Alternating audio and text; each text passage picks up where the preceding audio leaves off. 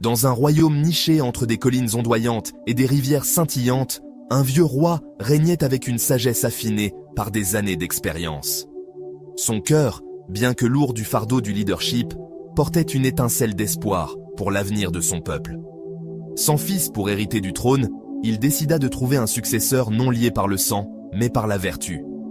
Sa décision était audacieuse, ancrée dans la conviction que le véritable leadership naît du caractère, et non de la lignée. Le roi convoqua les jeunes hommes du royaume dans sa grande salle, où la lumière du soleil s'infiltrait par de hautes fenêtres, projetant des rayons dorés sur le sol de pierre. Chaque jeune reçut une seule graine, petite et ordinaire, mais décrite comme exceptionnelle. Les instructions du roi étaient de claires: planter la graine, en prendre soin pendant 1 an, et revenir avec les résultats. Celui dont la plante impressionnerait le plus le roi monterait sur le trône, portant la responsabilité de l'avenir du royaume. Parmi la foule se trouvait un jeune homme modeste et assidu, dont la vie avait été façonnée par le labeur et une persévérance discrète. Il accepta sa graine avec un mélange de respect et de détermination, ressentant le poids de la responsabilité dans ses mains. De retour chez lui, il prépara un simple pot en terre, le remplit d'un sol riche et planta la graine avec soin. Chaque matin, il l'arrosait délicatement, veillant à ce que la terre reste humide sans être détrempée. Il plaça le pot là où le soleil le réchauffait et le protégeait des vents rudes. Ses journées devinrent un rythme de soins, d'observation et d'attente. Les semaines passèrent, puis les mois. L'anticipation du jeune homme se transforma en inquiétude, car la terre restait inchangée. Aucun germe ne perça la surface, aucune tige verte ne s'élança vers la lumière. Il tenta différentes méthodes: ajuster la quantité d'eau, déplacer le pot dans de nouveaux coins de sa modeste demeure, murmurer des encouragements comme si la graine pouvait entendre.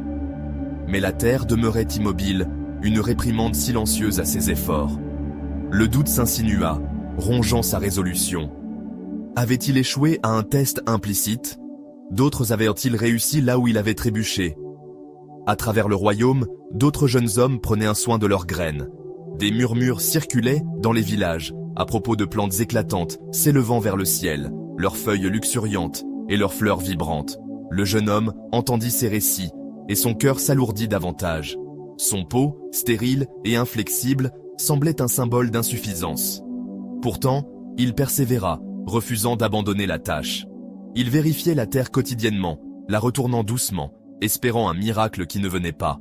Ses mains, calleuses du travail, devinrent tendres à force de soins, bien que la graine n'offrit aucune récompense.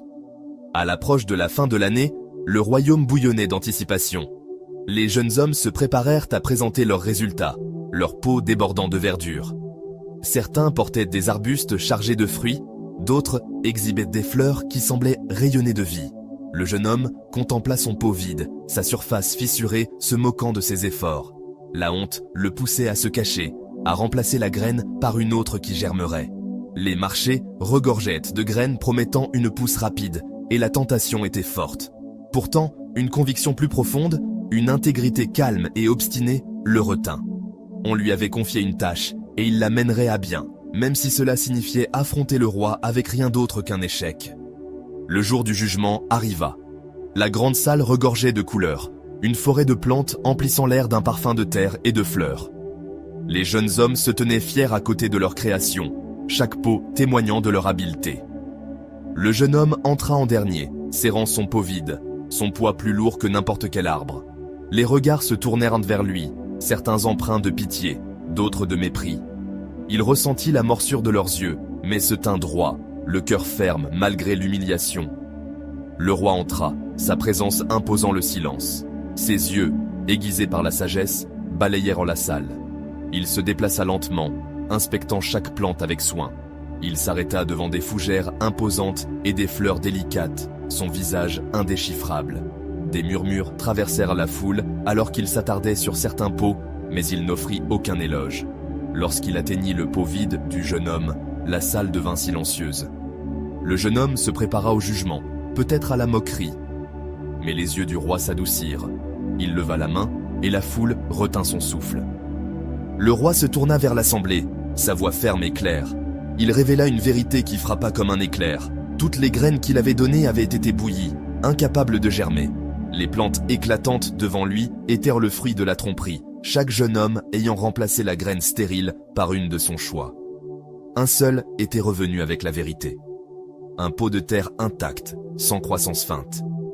Le roi désigna le jeune homme, le proclamant successeur.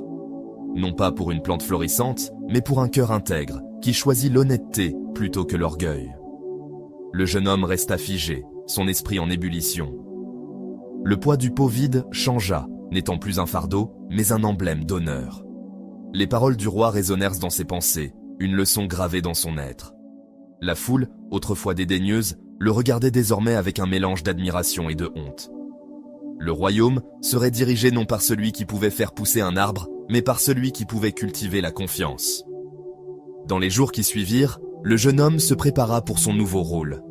Le roi le guida, partageant une sagesse qui allait au-delà de la gouvernance, touchant au caractère.